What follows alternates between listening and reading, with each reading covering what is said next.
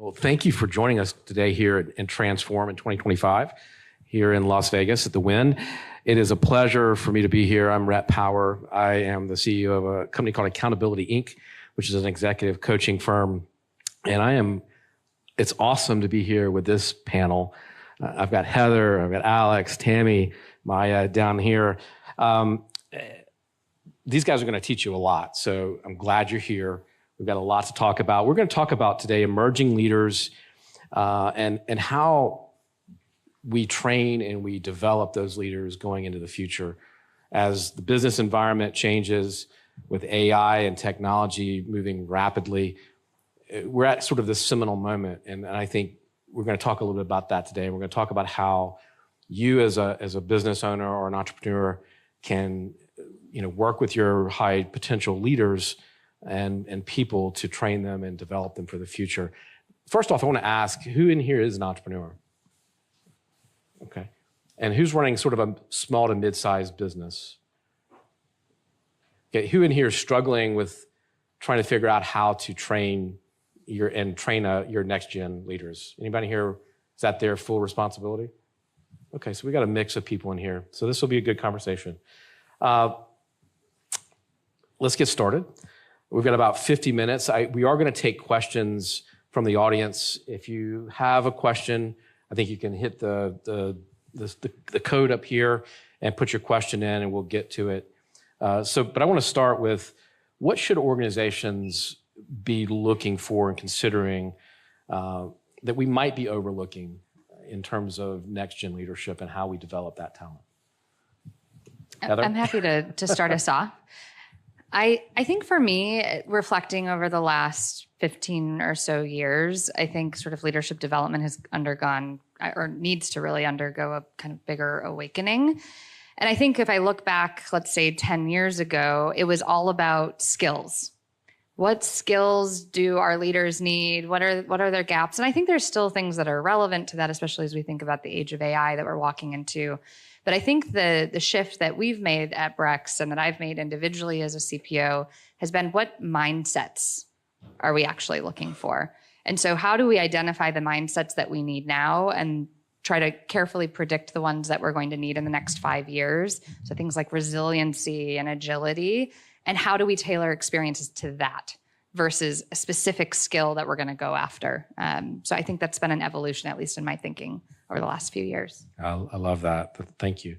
Alex? Yep, sure. Well, first of all, hello, my name is Alex Kweskin. I do get asked often, are you born a leader or can you become a leader? And I always say, who cares? You're a leader. So just act like a leader at this point. And to that end, what I found, and I've been in HR for almost 30 years, that there are really 4 traits of great leaders. Not good leaders, but great leaders. And great leaders, I find, they have a vision and they know how to get there. They're able to articulate that vision in a consumable way that others can understand, usually through storytelling or through anecdotes. And then they're able to create those who are listening to the vision and transform them into followers, or more so into believers. And then those that become believers now are committing and acting for that vision and in support of that vision. So I think that the gap, or what we should focus on from development, is really trying to create visionaries and helping people articulate that message in an authentic way. Yeah. Go ahead, Tammy. Totally agree. I think we're at a unique point in time today with leadership as we think about our next generation leaders. The workforce has recalibrated in the last 5 years, and now we have 27% of our workforce are Gen Zs entering the workforce, and they learned during a global pandemic, either through college or through first jobs or high school, which depending on where they're at. And leadership development has to pivot as we think about what the expectations are with the workforce. Now we have boomers retiring, we have more millennials executive roles and Gen Xers like me, we're still we're still around there. People learn differently and think about things differently, and there's a unique opportunity to build a pipeline of our future leaders, and that can happen through mentoring, and I think we have great opportunities with reverse mentoring because we can learn from them, and things like technology and innovation and collaboration. So this is an important time. And so the playbook that we had years ago on leadership development will pivot. All right. I'm Maya. Thanks for joining us. And you are the true learners. You are here on the last day of the conference in the afternoon. So kudos to all of you for continuing your own leadership development. As I think about the next generation leader, I'm sure you've heard it throughout the conference. AI is changing the way that we work. It is changing the nature of the workplace and the roles that are in the organization, the organizational structures and workflows in which work gets done. That will change the nature of the role of a leader. But in many ways, I think some of the core attributes of leadership versus management will continue to play an increasing role in the next gen leader. As more of the AI enablement allows managers to do the management part of your role, it allows the space for leaders to play the more human aspect of the leader's role. And so I do still think the leadership skills around critical thinking are going to be increasingly relevant. I think contextual sensibilities to understand contexts and how this context is fit to your own are going to be increasingly important. I think relevant integrations, so the cross-functional connections and the relevant integrations into the environment that you're in is going to be more important. So I think some of the core skills are going to be there, and our development capabilities to help leaders think and do are going to have to evolve, because we all know about the knowing doing gap. So as AI helps us as leaders understand what we should do, if I did everything I knew I should do, I'd be a lot more fit. I'd be drinking a lot more water. I'd be doing different things, right? There is the knowing doing gap. So just because we know what to do and AI is going to help us enable all that data, is going to help train managers to understand the behaviors they should be doing. It's how do you create an environment that reduces those barriers to our knowing doing gap and really enables managers the skill and the capability to do them more eloquently, more efficiently, in a more human-driven way. Maya, you said something that I want to talk about briefly and then move on to the next question. Do you think as we reevaluate the learning models and how we train next-gen leaders, do we need a component of how to understand information? Do we need a component to understand misinformation? What's true, what's not? Do we need to talk about that with our teams? Yeah, I think it is interesting. You know what I'm saying? You know what I'm getting at. I mean, there's a big misinformation gap. Today, there's so much misinformation out there that I think that's got to be part of how we train. I definitely agree. I think, our challenge these days is not content. It's understanding what content to focus on, how to apply that content in a way that's relevant to the solutions you're trying to solve for your own situation. And so I do think in learning models, that's going to be important as well. What the model is learned on is going to determine its applicability, its relevance in your environment. And so I think that's where, as leaders, we're going to have to pay more attention to and make sure that we are really getting the right inputs to drive the right outputs, and then monitoring and managing those and assessing those in the right ways. And I guess I'll sort of pivot into the next question, which is, what models? How are the models going to change? Tammy, you brought up the generations that we now have in the workplace. How do we need to adapt those models and those traditional leadership training models that we've all been through? How do we adapt those to learning as it is today? I mean, I've got 2 college-age boys. They learn in a completely different way than I did. So how do we make that transition, and how do we change those models? Yeah. Well, for sure, and that's a shift that we need to make.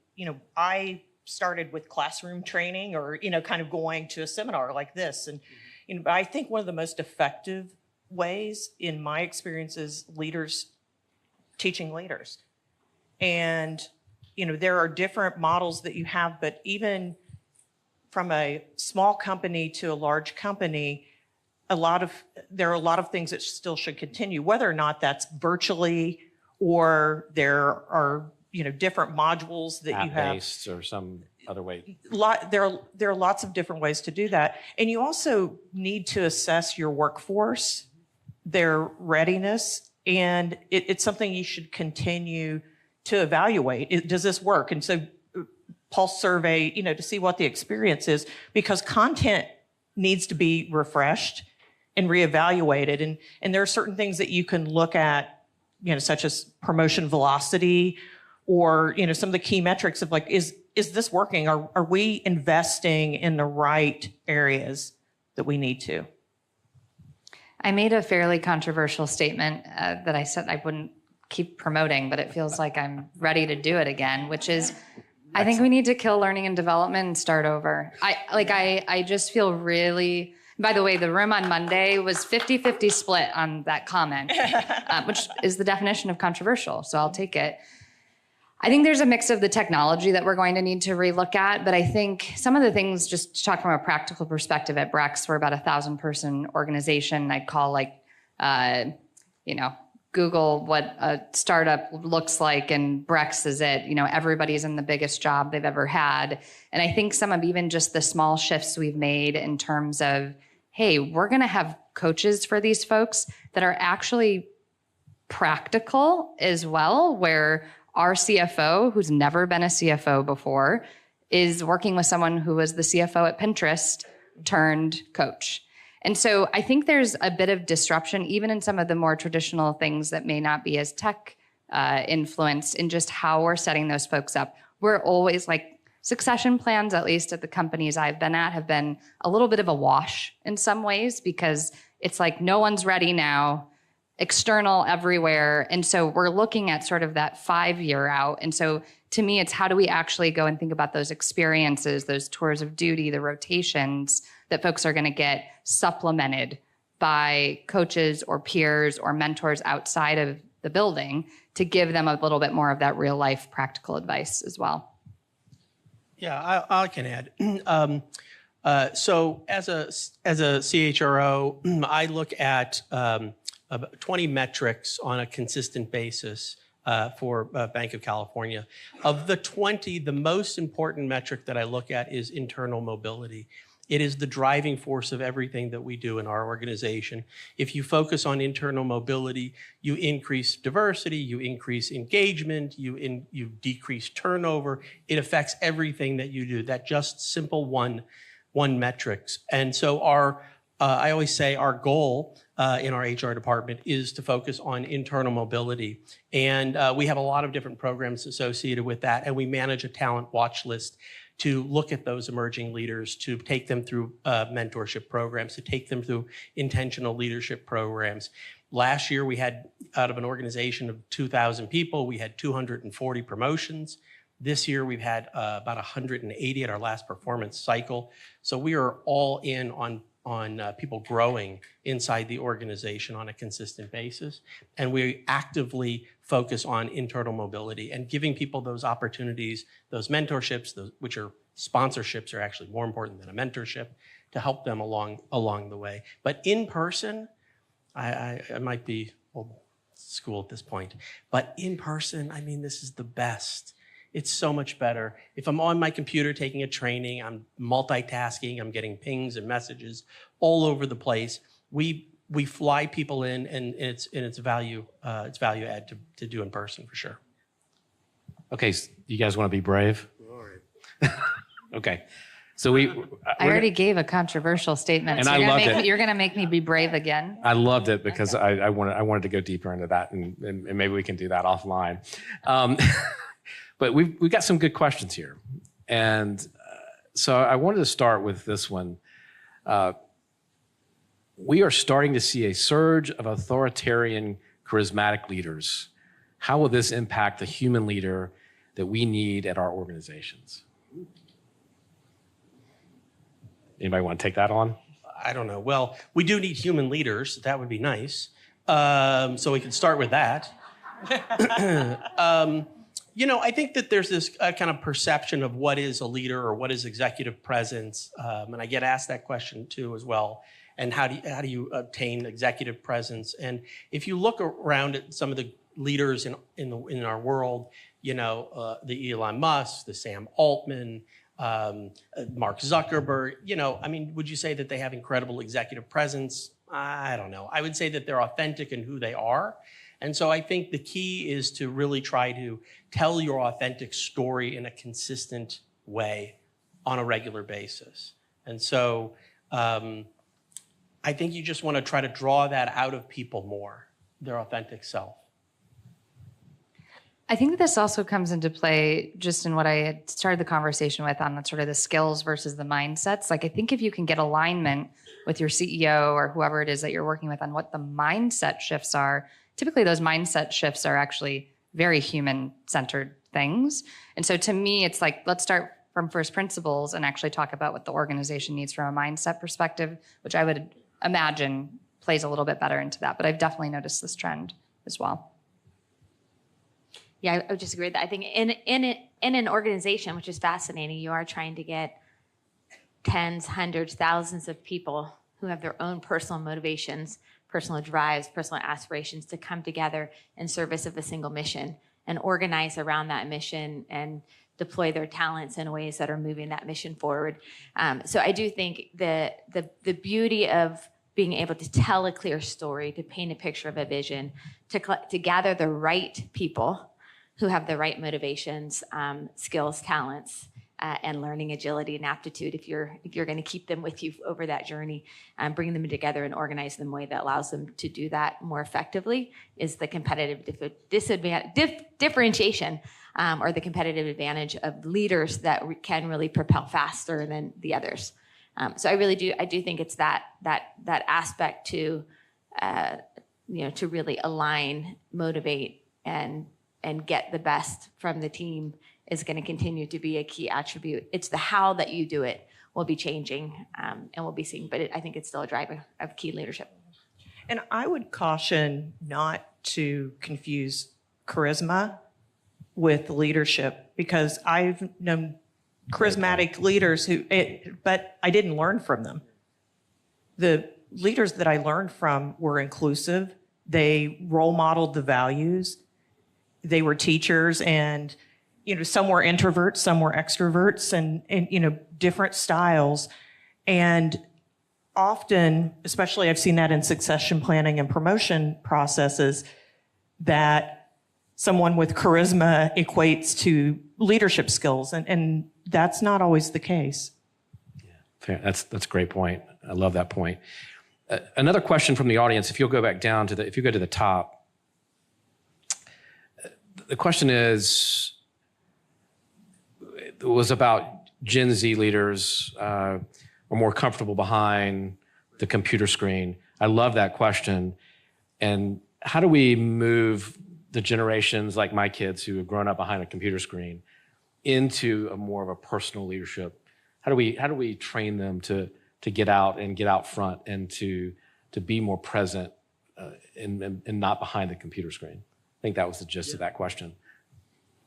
Yeah, I'm a big fan of in-person. I know some people, some are hybrid and remote and in-person. But it's important to make the connections in person. We're an organization that's now 4 days a week in the office. All of our interns, when we have them for the summer, we'll have about 30 of them, will all be in person all the time. So we want to bring them into our organization, into the environment.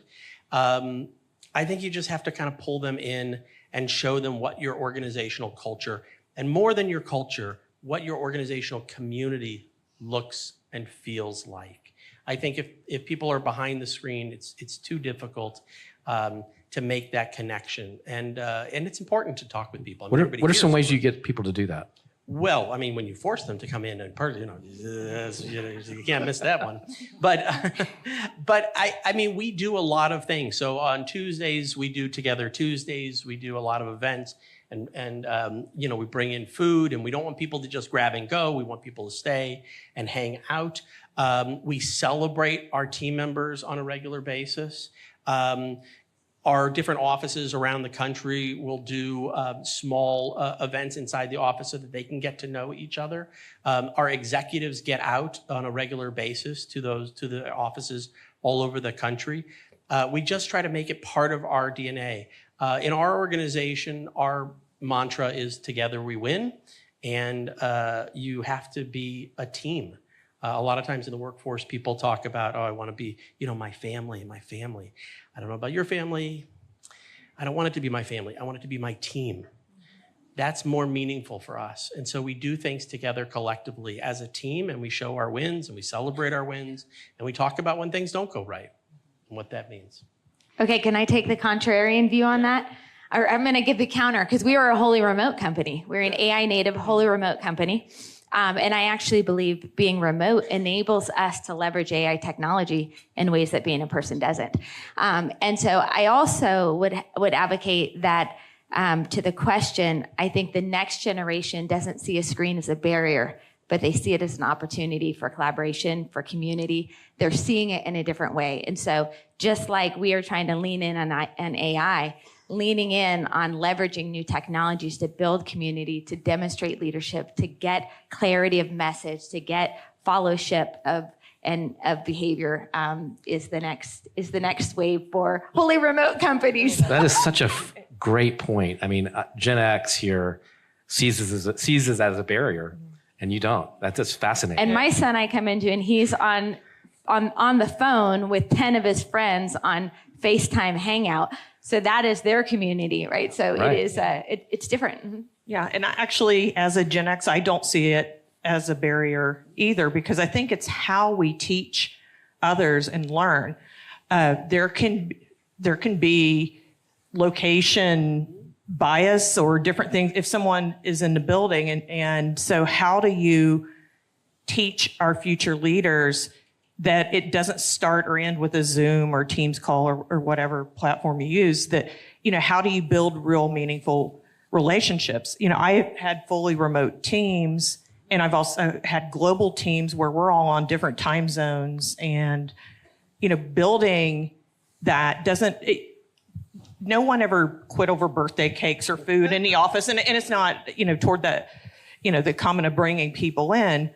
They leave because they don't feel like they're connected or they're learning or they have that sense of inclusion and belonging. And you can still do that in a hybrid environment. You can do that in person and fully remote, because I've worked in all three of those environments. And, that's what we need to teach our leaders, regardless of where they're at, how they show up. Yeah.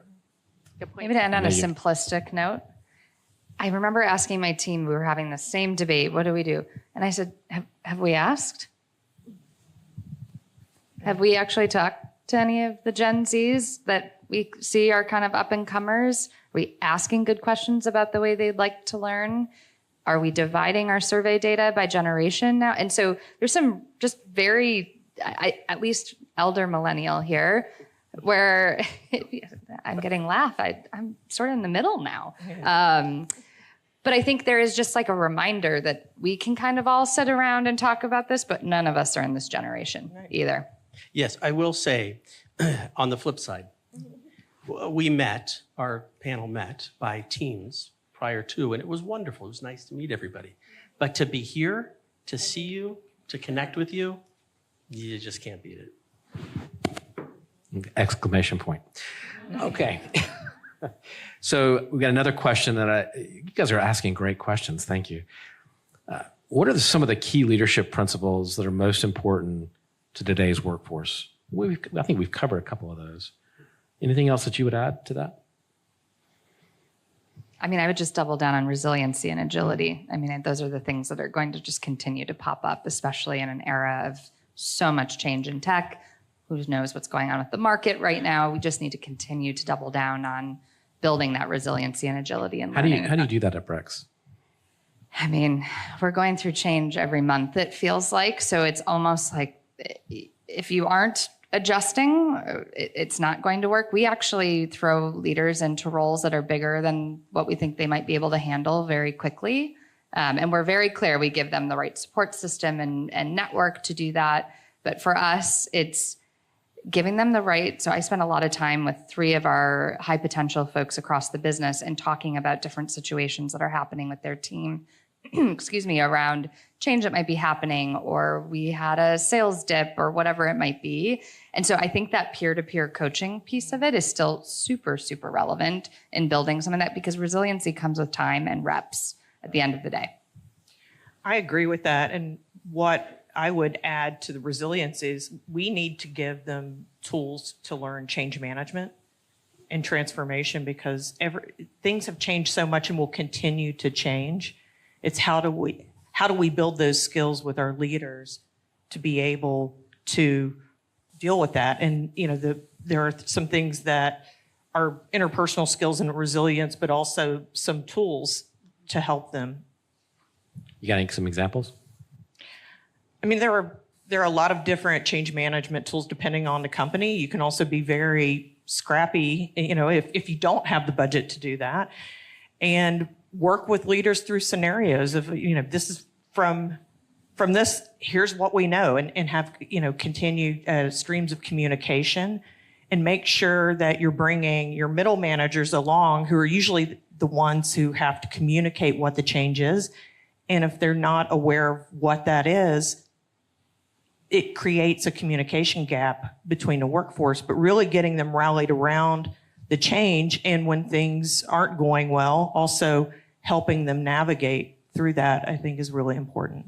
Yeah, I've got a client right now that the exec team, each one of those exec team members has a mentor that works under them.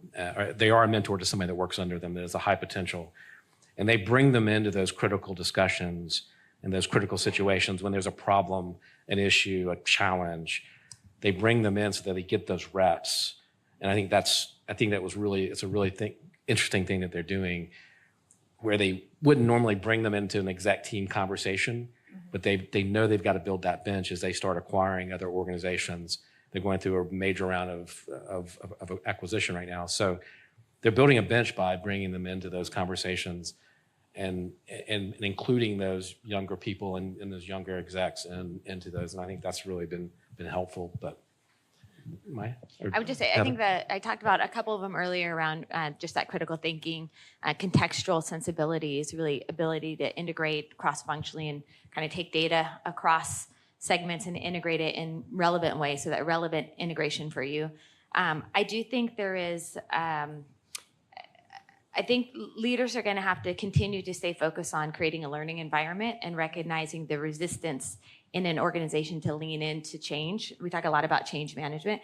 At the end of the day, I think as a leader, it's how do you help create that learning mindset, as you said, Heather. So create a learning mindset, but also create a system that enables learning and reduces barriers to learning, risk-taking, change in the organization, and recognize how to recognize this and how to mitigate them in your environment so that your employees are continuing to learn, because the rate and pace of change and the rate and pace of growth, as we know, is just increasing every year. And so the adaptability skills, it's part the mindset, it's part the skill, it's part the environment. And I think as leaders, we need to make sure we're bringing in people that have the right mindset and motivation and aligned, that you're building the skills, but that you're also recognizing the environment and the things that are getting in the way of those coming to life in that environment. And that's a big part of the leadership skill set as well. Yeah. So this is another great question from the audience. It's another great question. So how have you had to change as a leader to develop the next gen leaders in your teams? How have you changed? I had to really think about, during the last 5 years and changes, I grew up half my career at Amazon and then worked for big tech companies like Microsoft, and then private equity owned companies that were smaller. I had to pivot a lot in terms of what my playbook was versus what it will be. And I also think learning from others and creating an environment where it is okay to ask questions or to not know the answer, and showing more vulnerability as a leader. Whereas earlier in my career, that probably wouldn't have been something that I would have been able to do. But I think it's important to show people that, there are going to be moments where you don't know the answer, and this is how you handle it, or seek out your internal network or, external guidance. And I think that is something that's really important. I've been sitting with SDRs on a regular occasion, which I might do in any role I'm in, but they're new grads. They maybe had one job. And I found at least, so outside of the people team, but that sort of translation of that community and connection, and also, hey, I'm in it with you, and this is a safe space for us to talk about things. I've actually just continued to throw myself into environments where that is the generation that I'm sitting side by side with. I think the other thing, I have an amazing high potential leader on my team, and she's probably like on the younger millennial side, so she's not quite Gen Z, but we're doing a series of rotations with her right now where I'm meeting with her twice a week for 30 minutes each time, but she is doing an HRBP rotation. She's doing a compensation rotation. She's doing people analytics. She's my chief of staff. And so how do I continue to give her more exposure versus, okay, I need the perfect person in this role. And how do I how do I hire that externally? I think to me, it's the side-by-side learning and also the kind of adaptation of rotations as a really, really good skill set to prep some of these leaders who might not have had those experiences before. What have you learned from that? Oh, she pushes me so much. I'm like, oh my God, I'm going to work for her at some point. Seriously, I mean, she's phenomenal. I think she's really pushed my thinking. She's definitely pushed my data thinking. Like she's such a deep, deep data girl. And so to me, to be able to kind of up level how I'm thinking about the board materials, she had us do an HBS case study and thinking about sort of some of the decisions we were making and getting students involved with that at Brex. She just has really pushed my thinking across different programs and up leveled most of them, I would say, without a whole lot of context, which is why I just truly believe you throw people into it, they'll sink or swim with the right support mechanisms around them. Yeah, I don't know that I've changed a whole lot. I've probably gotten sharper over my career, I think. I think that I'm a firm believer in strength-based leadership and strength-based concepts, very Peter Drucker, Marcus Buckingham kind of stuff, if you're interested, which means effectively that a strength is an activity that makes you feel strong, and a weakness is an activity that makes you feel weak. And to that end, my role as a leader is to make sure that all of my team members are doing things that strengthen them every single day consistently. And the things that are weakening them, there are things we can do. We can take it off their plate. We can find a partner.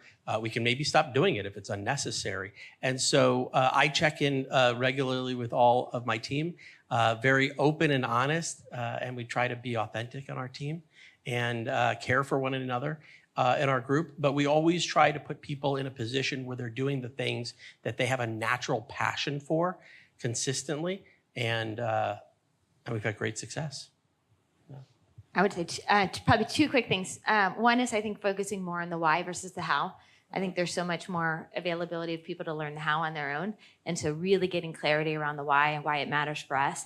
It's a little more teaching how to think versus what to do. And so I think the more I focus on the why, the philosophy, the better I could scale and enable the next generation leader to carry that through in other situations.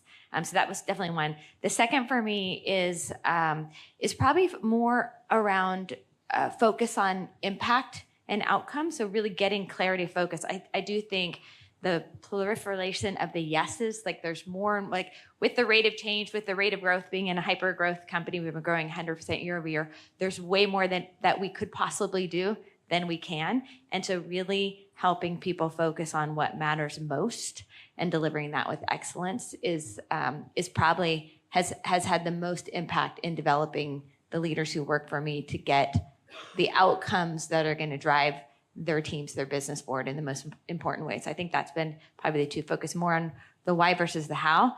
And it's actually not more, but less with deeper focus on the right things. Okay. So this is an interesting question that I think is actually really important.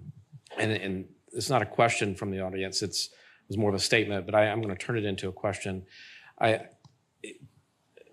Marginalized people and identities are struggling right now. How do we, taking into the context of the environment that we're living in right now, how do we make them feel included and protected? And how do we create an inclusive environment today with all the external stuff going on? It's an uncomfortable time. So. Well, I think you just do it. You just say, we're going to create an inclusive environment. There's no magic to it. I would say, we do a lot of things towards that end. We talk a lot about everybody has an opportunity to succeed in our organization, and we create those opportunities. We share those opportunities. We talk about those opportunities regularly inside of our organization. We have gone through tremendous change over the last 3 years. We've gone through, at our organization, we've gone through 3 M&A transactions. And we're welcoming new team members on a regular basis onto our team.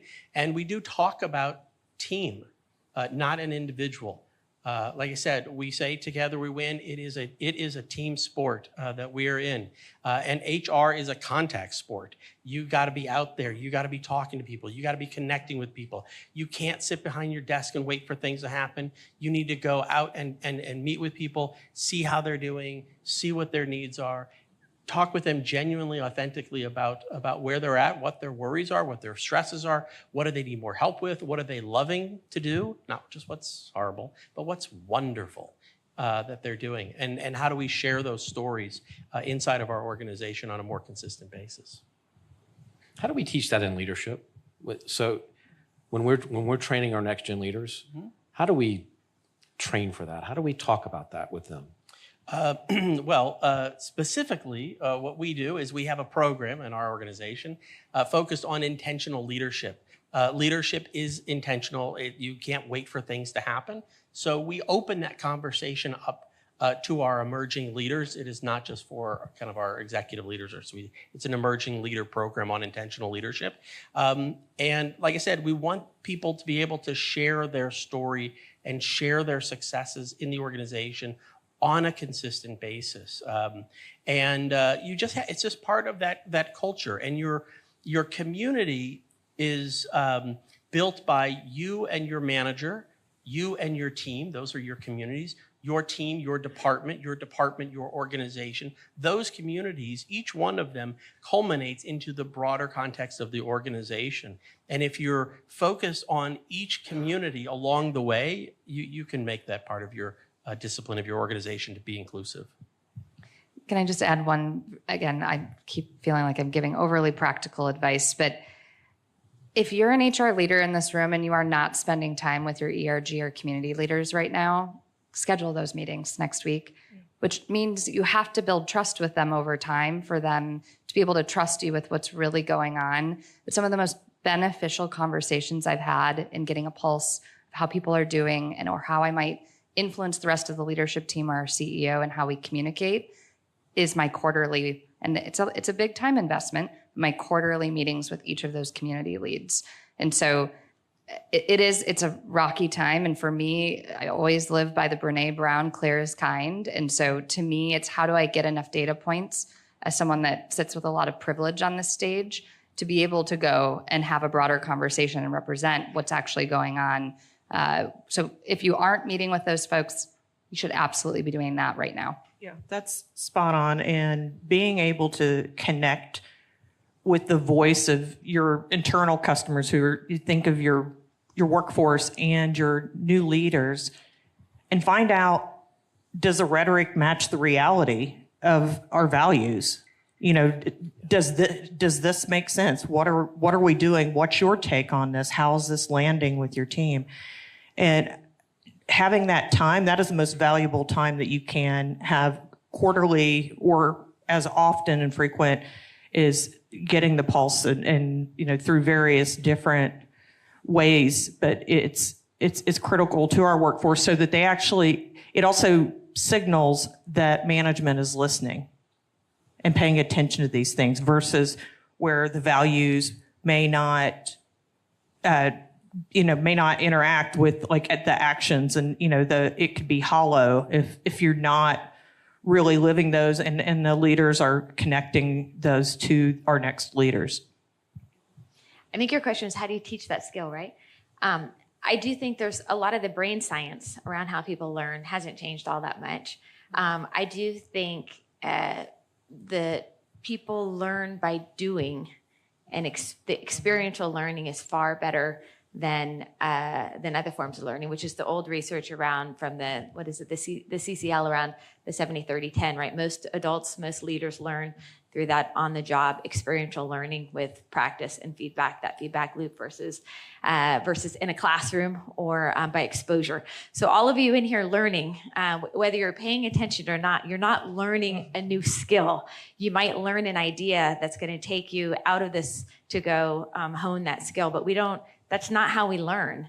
And so I think so in the workplace,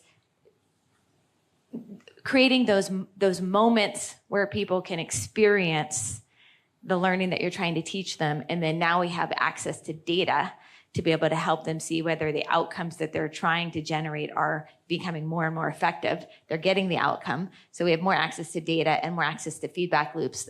So I think it is trying to find the opportunity to provide the learning moment with feedback, both qualitative and quantitative, to see if you're learning that skill. And then again, reducing the barriers between the knowing doing gap. So even once you tell them what they should be doing, how do you reduce those barriers so that they're actually putting that into everyday behavior? Because the research shows also it takes 40, 50 times of a repeated behavior before you really make it habit and more autonomous in your behavior. So I think it's creating those moments with the right feedback loops for them.